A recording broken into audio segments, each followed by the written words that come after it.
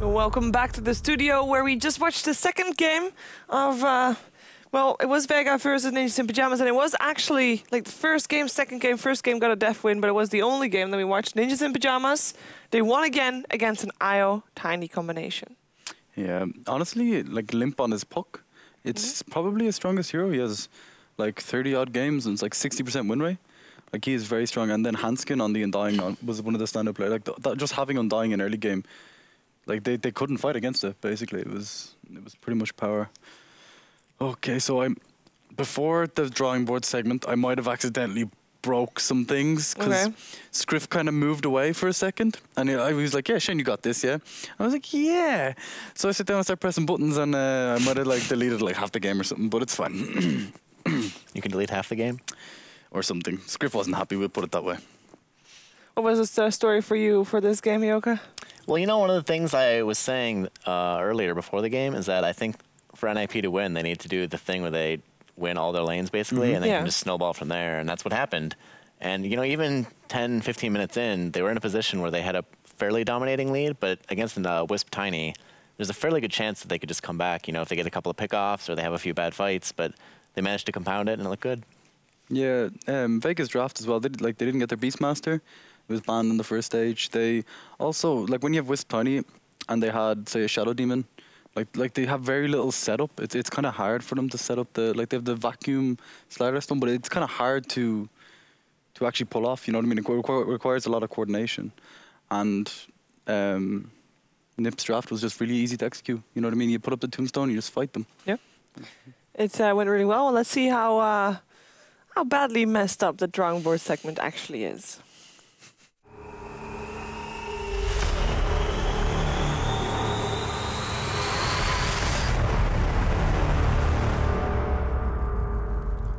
Welcome to the drawing board. I'm sorry, Scriff. So the clip we actually selected it's like 25 minutes into the game, and it's when Vega tried to fight mid against into Tombstone and into like Disruptor ulti. It's pretty difficult, basically. They actually. So what happens is Seal Kid gets a very, very nice. First of all, the limp Dream Coil there was sick, and then on top of that, they get the Static Storm, and all of a sudden Pasha is completely zoned out. Like Mag. He can't do anything. He just has to run away. It's women and children first for the IO. Very well put, Shiva. And then Mag tries to TP out, and it's not the best. So, well, like honestly, these are the important fights of the game. When you're taking little tiny skirmishes like this, and you're losing them constantly, especially when you're going on the tiny IO. Yeah. It stops the relocate response, and also.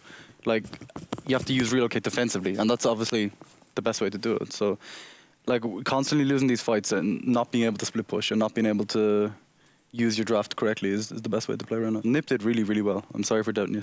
Well, I mean, we talked about this, or at least maybe not today per se, but about them winning against IO Tiny in particular. Like, that has happened before in this patch as well, and they are known to play that combination, like, with great precision. Era's Tiny is super scary. So if you know how to dominate with a certain combination, you generally also know the weaknesses of it. Yeah, and then you can truly capitalize on those weaknesses, and then, well, you should be able to overcome them. So you're saying Nipper kind of like draft IO Tiny. We got this kind of scenario. Yeah, because every time that it has been drafted against them, they win against it, or at least every time on this patch. Yeah, you're right. Otherwise, they would ban the Tiny or ban the Wisp, right? Like everyone else does. Yeah. I would agree so too. Now we are waiting for an interview with someone from with Hanskin actually, and it is ready. So let's go talk to Hanskin.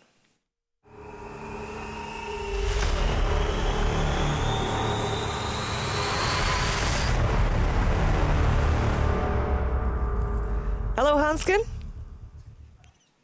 Good evening. För att lämna ett meddelande, tryck. Oh, we didn't pay our phone bill. We didn't pay our phone bill. Hello, Hanskin. Well, we're gonna call him back. Okay. We need to top up our phones. What do you hear when someone calls you back? You don't have a tone, do you? No. What? Otherwise, you can make the beeping tone, dude. I'm so confused. The phone is ringing. Hello. Hello, Isn't Hanskin. it beep bop for Skype? Hello. Oh, Hello, there you are. Congratulations on your series, and of course, you know, on the one game, the Def win. Of course, is a nice thing to have as well. But the second game was really where you were able to shine. I'm actually really curious because that game, from a spectator point of view, you dominated so hard early game, and then in the last stretch of the game, it came tougher, but it became tougher and tougher. And I'm really curious how your team you keep your cool. I don't know. I felt we were really confident in our strategy, and we really thought towards the mid game and towards the later parts of the game, we felt like we didn't really have to farm that much. We just had to get secure ocean and not feed essentially, and then we just win the game. So we were really confident and calm all throughout, I think. You guys seem to play really well against Wisp and Tiny. Do you guys feel that that's because of your confidence in the hero when you play it yourselves? Do you know how to play it against it because of that, or is it just? Oh yeah, I would definitely attribute our confidence against Tiny Wisp with as you said, as we're pretty good with the combination ourselves, and we know what kind of counters it.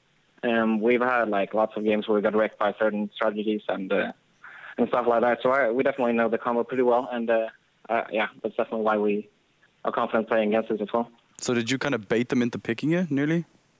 Not really a bait. We were prepared for them to get it, and that was fine. But we weren't sure if they want to prioritize it that much. So yeah, we were fine, giving it away. Did you see that they played it in the previous game? Was that sort of not banning IO? Was that kind of, I guess, similar question? But did you see that they had done it earlier? Yeah, we were watching the game before where they played Tiny Wisp, and we were not really too fond of basically Unknown's way of dealing with it, and we kind of felt that if we give them the same strategy, we will beat them. So yeah. Well, you did. We're going to be seeing you again tomorrow morning, actually. You're going to be one of our first opponents. So I'm going to get you, I'll let you go so you can get a good rest for the night. Do you have anything to say to your fans and sponsors before we let you go? Just a shout out to NIP and for hosting this bootcamp for us, and shout out to all the fans who are still watching and cheering for us, even though we've been kind of been going through kind of a slump. Yeah, and that's it. Okay, well, thank you for taking the time to talk to us, and have a good evening. Thank you. Thank you too. That, of course, was Hanskin from Ninjas in Pyjamas.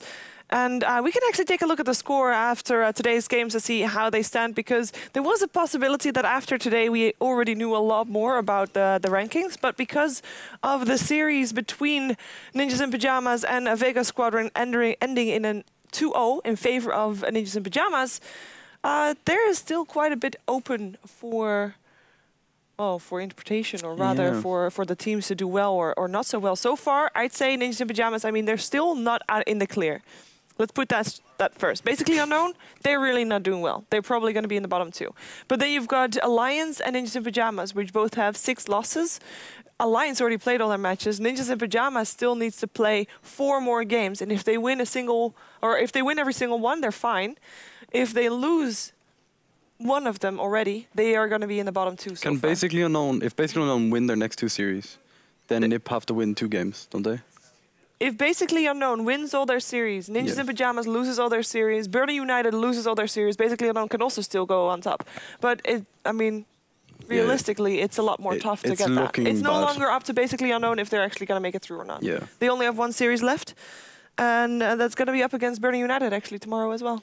It's a big game for both teams, actually. Yeah. It'd be very big if Basically Unknown could win that, could 2-0 there. Yeah, then that would be really big. But yeah, it's starting to shape up to the rankings. Of course, top 6 moves down to DreamHack Summer, and the top 2 actually get an easier time at DreamHack Summer. They can skip the first day basically. Can be spectators, can lounge. Yeah, it's pretty nice. Chill out, check what the areas, practice. Yeah, they actually have really nice practice area for them, and it's you can see the main stage. It's actually very nice. You don't know if that's going to be the same this time. It's been the layout for the last 4 years or something. They didn't have the same practice pre-seas last year winter. I was there. Pretty sure they did. No, it was just in a different area. You sure? No. Doesn't matter. Okay. Actually, what also is still needing to be done before we talk a bit more about tomorrow, all the games are done for your MVP votes. So if your MVP votes aren't in yet, tough luck, because it is time for Heyoka to reveal the winner.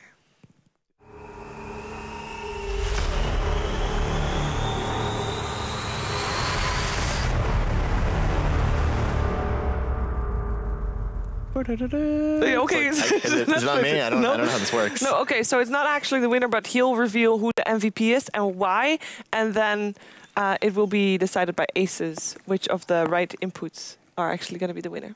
Okay. So, who is your MVP, Yoka, and why? So, Vega this week played 2.5, I guess, matches. They were scheduled to play 3, which would have given them half the games. So, in that pool, you know, it made the number of MVPs possible a little bit smaller.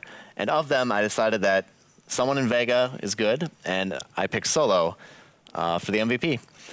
Largely for his play on the first day, where he had the Chen. First, he played the Chen game, where he not only did he play well, but he got really lucky and got the Harpy creep, which won his lane more or less instantaneously.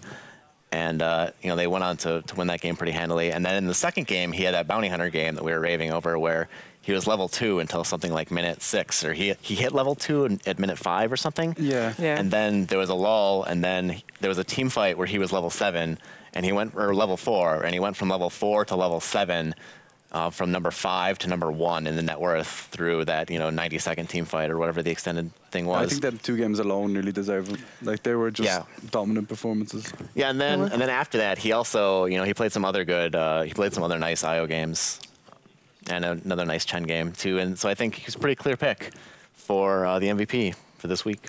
Okay, well, that is the MVP, and that is for the rest up to ASUS to decide which of the right inputs is actually going to be the winner of the router or router. Or modem. No, it's not a modem. Let me be clear, it's not a modem. Tomorrow, by the way, is going to be the start of Super Weekend, which means that we'll be here super, super early. That's what Super stands for, I've decided. Really? Super early weekend. And it's kind of good that we have a bit of an early night today, because that gives us time to pack for Romania as well. Oh, yeah. Oh, yes. What are you going to do in Romania, Shane? Watch a lot of Dota. A crap load of Dota. It's going to be awesome. TA5 qualifiers. It's going to be really cool. The music's already starting, but I still have... Oh, actually, I'm almost done. Now, I have lists here. It's fine. It's going great. And I actually, normally I say, like, which matches are going to be happening tomorrow. Tomorrow, there's 5 matches. All of them. Everyone's going to play everyone else. No, but I can name them. On Saturday. Ninjas in Pyjamas taking on Burden. Virtus Pro versus Vega. Ninjas in Pyjamas again, taking on Empire this time. Burden versus Basically Unknown. And Navi versus Virtus Pro. They all start in the morning. Not all. One of them starts in the morning. Well, in some time zones, it'll be the morning for everyone. Yeah. So we'll be here at 11. First game starts at 11:30. It's all CEST time, by the way.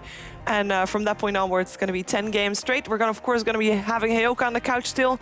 We'll also be having Pyrian as well as Ape Mother in the studio, so it will be really awesome. And we could also have you in the studio if you go to... I just noticed I just started the music again. The music has been going the whole time. I don't think it stopped. Okay. No pressure. So you can be in the studio if you want to. If you live in or near Stockholm, you can go to dreamleague.dreamhack.se and you can fill in your details and get all the information you need to get to the studio and get free hot dogs and free Monster Energy drinks. And of course, watch the Dota from here and watch us do our thing from here as well. So thank you very much for watching. We'll hope to see you tomorrow again. It's going to be early, but we'll see you then.